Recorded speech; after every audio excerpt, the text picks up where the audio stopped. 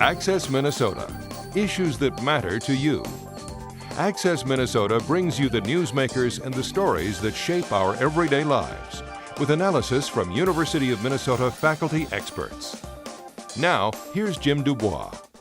As Minneapolis prepares to host the Super Bowl in February of 2018, the Women's Foundation of Minnesota is raising awareness of potential sex trafficking driven by this large-scale event. This month on Access Minnesota, we look at a study by the University of Minnesota's Urban Research Outreach Engagement Center on sex trafficking in Minnesota. We sat down with Dr. Lauren Martin, the primary researcher on the report titled Mapping the Demand, Sex Buyers in the State of Minnesota. Dr. Lauren Martin is Director of Research at the University of Minnesota's UROC, Urban Research Outreach Engagement Center in North Minneapolis. She is the primary researcher of Mapping the Demand, Sex Buyers in the State of Minnesota. Dr. Martin, thanks so much for joining us on Access Minnesota. Thank you very much. I'm very pleased to be here. We should add that you're the primary researcher of Mapping the Demand, Sex Buyers in the State of Minnesota. Now, this study was funded by the Women's Foundation of Minnesota as part of its Minnesota Girls Are Not for Sale campaign. Tell us about how this report fits into the mission behind Minnesota Girls Are Not for Sale and how UROC became involved in this research topic. Sure. So part of the way the Women's Foundation does their work is they like to base their campaigns on evidence and data. So they want to be data driven. When they first launched the Minnesota Girls Are Not for Sale campaign, UROC and many other researchers were involved in the work.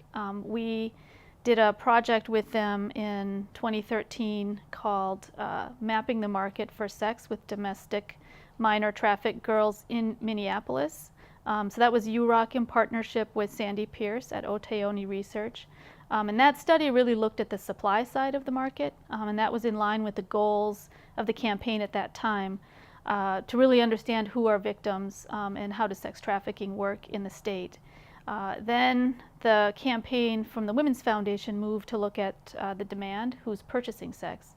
And we know there's much less research in the field generally about sex buyers, about the people purchasing sex. So this study was really meant to kind of be a companion piece to that first study and really close a gap in our knowledge.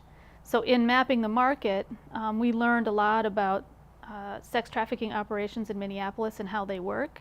We were not able to visualize and understand the marketplace from the perspective of sex buyers very well because sex buyers travel and they come from all over the metro area and all over the state. So focusing on one city did not allow us to understand how sex buyers interact with the marketplace.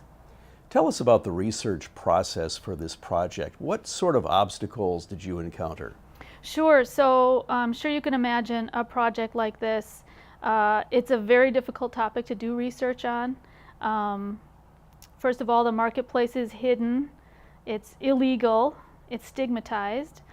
There is no list or phone book, if you will, of people who purchase sex or even people involved in the marketplace at all. So it presents a lot of research challenges. So what we did from UROC is we approached the issue really to understand the lay of the land. So this is not a prevalent study. What we tried to do is understand and chart out the different corners and aspects of the marketplace across the state. So we connected with police officers, prosecutors, service providers, and others who have firsthand knowledge of individuals who purchase sex in order to understand what we as a state know. And this was really based on years of cross-sector partnerships that have been happening in the state of Minnesota. Our state has a unique approach to this issue through Safe Harbor that's really rooted in multi-jurisdictional partnerships. Who are the predominant buyers of sex in Minnesota? Sure. So what our study uncovered is that most sex buyers are men, and that the men who purchase sex are representative of the communities from which they come. So in Minnesota, that means the majority of sex buyers are white men. And what we learned is they come from all over the state of Minnesota. So there are some misconceptions that maybe this is an urban problem. What we learned is people are purchasing sex across the state of Minnesota, from southern Minnesota, northern Minnesota, in all small towns, of course in the cities as well, and in the suburbs. How do the buyers find out where to purchase sex? Our study identified three kind of modes of entry into the marketplace, if you will. So there's the online marketplace, which is the predominant way that most people that we learn about enter the marketplace. And they can enter through using online advertisements for sex. Some sex buyers use social media. We found that in the social media context, they're oftentimes interacting with younger people under the age of 18 oftentimes, and soliciting sex directly from young people through social media. There's also third-party review sites where some sex buyers communicate with each other and sort of look at reviews of people who are providing sex. So that's one mode, the online. We also saw direct in-person solicitation. So that would be street-based or other forms of a sex buyer directly approaching somebody and soliciting sex from a person in person. So the street-based sex trading, which would be something that's been going on for a long time. We saw that in Minneapolis, the Twin Cities, and Duluth. We didn't see that in other areas in the state. The direct in-person solicitation mode also involves sex buyers directly soliciting young people at places where they hang out. So in parks, at homeless shelters, and places like that. So that's a disturbing trend, obviously. And then the third mode of entry is through networks. So sex buyers who know sex traffickers or know other sex buyers, kind of connecting with each other to procure a person for sex. Has the internet made it much easier to purchase sex as opposed to going out on the street to find it? It's a hard question to answer because I don't know how easy or hard it was in the past, but it certainly made it something that's more private. So now when people purchase sex, they can do so from their homes. They don't have to venture out and drive around and try to find somebody. So I think it has made it more anonymous and more private to arrange a meeting with somebody. Your research found that most buyers travel between 30 and 60 miles to purchase sex and often do this over the lunch hour. Mm-hmm. Do the buyers travel to avoid their own communities? Yes, it seems that way. So the people we talked to, and again, this trend was across the whole state. So in smaller towns, the people we interviewed indicated that if you're purchasing sex in your own small town, it's quite likely that somebody might see you. So yeah, it is a form of keeping the activity hidden. And it's also about convenience. Do you find there's any regional areas that seem to do more sex trade than other areas if people are indeed traveling to get out of their communities? Certainly. So I think if we think about the state as a marketplace, we do see patterns of travel from the Twin Cities on major highways. There are, it's hard to estimate the size and scope of a commercial sex market based on the research that we did, but it seems that when population sizes are larger, that market is going to be stronger because there's a demand there. So in areas in the state where, say, they have a tourism industry or they have an infrastructure that allows for hotels and music venues, concerts, Super Bowls, large events, festivals, sex trafficking will go, the commercial sex market will go wherever there's going to be a demand, because this is an economic marketplace with supply and demand. Are there particular areas of the state that have high concentrations of sex providers? Our study doesn't speak to that exactly. We did find that in every part of the state, people are purchasing sex, so it is something that happens across the state. And where there are places in the state that there may not be a lot of individuals selling sex or providing sex, then they will be traveling as well across the state to fill any local gaps. How frequently are sex providers moved around? Do they tend to stay in the state, or does sex trafficking involve movement to other parts of the U.S. and even abroad? So definitely movement is an inherent part of the marketplace. So I should probably clarify that the marketplace itself is large and has many different facets. Within the marketplace, there are individuals who are victims of sex trafficking, and there are individuals who are exploited through a variety of different mechanisms, whether that's economic exploitation from poverty or they need a place to stay. So within the marketplace, there's a wide range of individuals engaging in all aspects of the market. So in terms of sex trafficking, that's a crime in the state. It's illegal.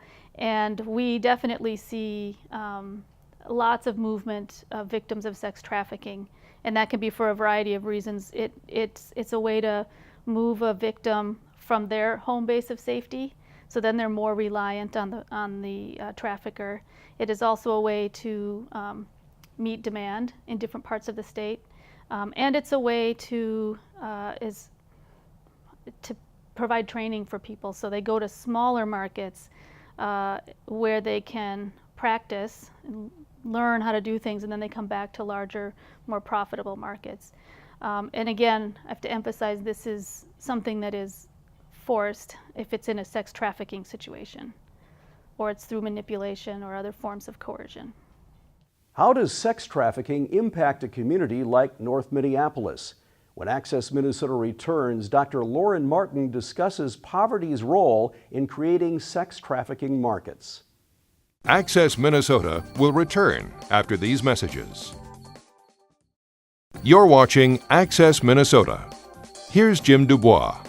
Now, back to our conversation with Dr. Lauren Martin at the University of Minnesota's Urban Research Outreach Engagement Center.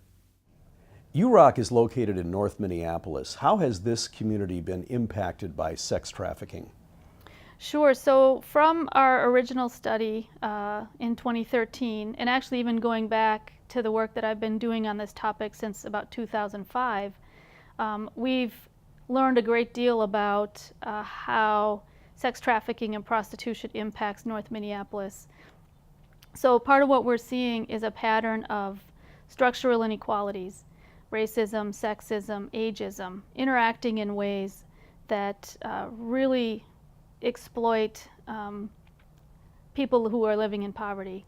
So people who don't necessarily have a way to make a living or a place to stay or food, this becomes almost a trap that they get involved in through force, fraud, or coercion, or through economic exploitation as a way to make ends meet. And when we looked in our 2013 study, we found for juvenile sex trafficking, most of the victims and actually the traffickers as well in the Minneapolis area were living in North Minneapolis or parts of South Minneapolis. So it definitely impacts this community. What are the reasons why people buy sex? So that's a tough question. Our study really looked at who buys sex, where they buy sex, and where sex buyers live, how they enter the marketplace, and what sex buyers seek to purchase. So the why question really gets at the motivation. In order to understand the motivation, we would really have to do a study that was directly geared toward talking with people who purchase sex. This study, we did not do that. I do think, though, when we think about why, it might help us to think about what people are trying to purchase. So it doesn't tell us the motivation, but we can see what they're purchasing, and that will help lead us in that direction. So what we found is most sex buyers seem to be seeking quick, anonymous sex, maybe less than 30 minutes. But within that context, there's a wide range of sexual activity that gets purchased. But within that, there's much more that happens than just that sex act. There's a lot of, we saw evidence of racial slurs, derogatory language, urination and defecation that happens in the context of purchasing sex. And then, of course, in some instances, some real violence, both physical and sexual violence that occurs in the context of commercial sex. So we don't know why, but we do know some of what people are seeking to purchase. Do sex buyers ever think about the people they have hired for the sexual acts? Again, I'm not sure what's in the minds of sex buyers. I will say that from our data, it seems that some sex buyers know about the marketplace and the exploitation and trafficking, while others do not know about that or don't seem to. Now, whether they're asking questions and really inquiring deeply, they don't seem to be asking those questions. Some of the data that we uncovered shows that most sex buyers seem to be seeking sex from young people, but not necessarily from minors per se, but that if a minor is offered, some proportion of sex buyers will say okay to purchasing sex with a minor. But we did see a trend towards looking for younger adults. Are the sex buyers complicit in sex trafficking? I think so, because sex trafficking is really interwoven into the marketplace itself. And some sex buyers don't know whether or not the person they're purchasing sex from is a trafficking victim, because there's kind of a veil between, there's a line between the demand side and the supply side, right? So when a sex buyer is interacting with somebody that they perceive to be an independent provider of sex, they're not asking questions or inquiring how that person came to be in the position that they were in. They may not be seeing the trafficking or the exploitation that led that person there. So in that sense, I think the marketplace itself is complicit in sex trafficking in many instances. Let's talk about the sex workers and the sex trafficking victims. Who are these people? Largely, I assume they're women, but who are the people who are engaged in the sex trade? Sure. So I think there's a wide range of people. Most of the research shows, and most of the research that we've done at UROC suggests that the majority of people that we know about are people who've experienced some difficulties in their lives, whether it be poverty, racism, not having a place to live, so homelessness, prior experience of violence, that these are things that create vulnerabilities for some people to engage in the sex market or be victimized in sex trafficking. We haven't done a lot of work at UROC looking specifically at individuals who enter the marketplace without those factors. That's just not been the nature of our research. Tell us about the dangers that sex workers face. Sure. So people who trade sex face a great deal of dangers in the marketplace. So as we were just talking about, some proportion of sex buyers do inflict harm as part of the experience that they're seeking to purchase. And from the interviews that we've done and from my past research, what I've learned is that many people, when they go into a situation, they may have negotiated something to occur, a sexual activity, but once they get in that room, they're not positive how exactly it's going to play out. So I think there's a great risk for harm to people involved in commercial sex. And part of it's because it's illegal. So when people are involved in sex trading, they don't often report to the police if they've been victimized with violence or sexual violence, because of course they've been involved in an illegal activity, and it's also a stigmatized activity. So if somebody is victimized and they go to the police or they talk to a service provider, they may or may not receive the support and help that they need, and instead they might face judgment or even arrest. For adults, obviously in Minnesota now, with the passage of Safe Harbor, juveniles cannot be arrested for being involved in prostitution. When Access Minnesota returns, more of our conversation on the issue of sex trafficking in Minnesota and how the Super Bowl is likely to cause an uptick in sex trafficking. Access Minnesota will return after these messages. You're watching Access Minnesota. Here's Jim Dubois. Now, back to our conversation with Dr. Lauren Martin, the primary researcher on the report Mapping the Demand, Sex Buyers in the State of Minnesota. Minneapolis hosts the Super Bowl in February of 2018. Do you expect the Super Bowl will increase the amount of sex trafficking in the state around that time of the year? So URUC did a study of the literature to look at what are the impacts of large sporting events on local commercial sex markets, including sex trafficking. The Women's Foundation of Minnesota asked us to look into that as part of their work on the Super Bowl committee. And what we found is that any large-scale event will temporarily alter the commercial sex market in a city. So we would expect that because there'll be more people in town, that the commercial sex market will respond to that. So that includes sex trafficking operations as well. But that would be the case for any large-scale event. What does your report on the Super Bowl recommend to law enforcement? How should they police sex trafficking and handle those who are caught buying or selling sex?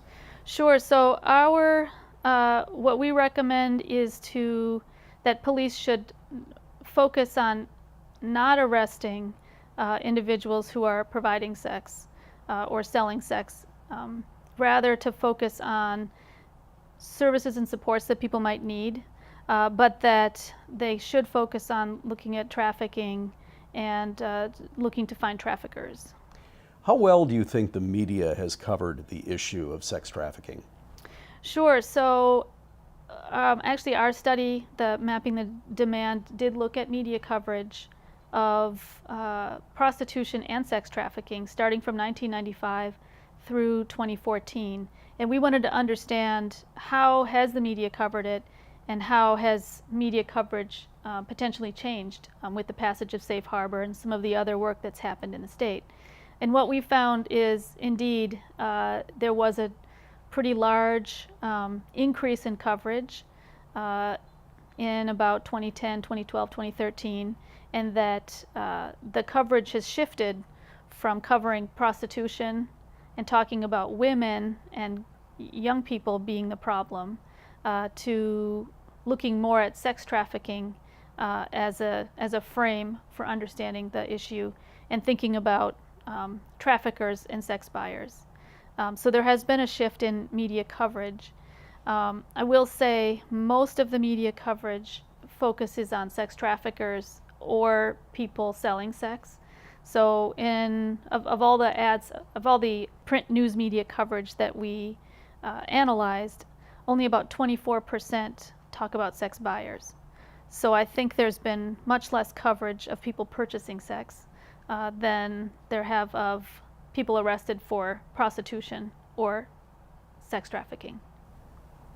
Does sex trafficking affect not just sex buyers or sex workers, but also the community at large? Yeah, I think it does affect the community at large. I think it certainly impacts communities where there is greater vulnerability, because that vulnerability for being trafficked, because that just creates an ever-present risk that people have to confront. I think when we look at the two halves of the market, the supply and the demand, and we put them together, I see a troubling trend in that many of the people who are involved in the supply side are people who are not able to make ends meet. They are predominantly young women and transgender people and boys and others who are simply not able to make ends meet. Our safety net is not working. And when we look at who's purchasing sex, it's predominantly middle-aged white men of means who are purchasing sex from young women, particularly young women of color and other marginalized people. This tells me that So that purchasing sex is creating a mode for people to survive, which tells me we're not, as a society, doing all that we need to do to help young people survive. Dr. Lauren Martin is Director of Research at the University of Minnesota's UROC Urban Research Outreach Engagement Center in North Minneapolis. Dr. Martin, thanks so much for joining us on Access Minnesota. Thank you very much.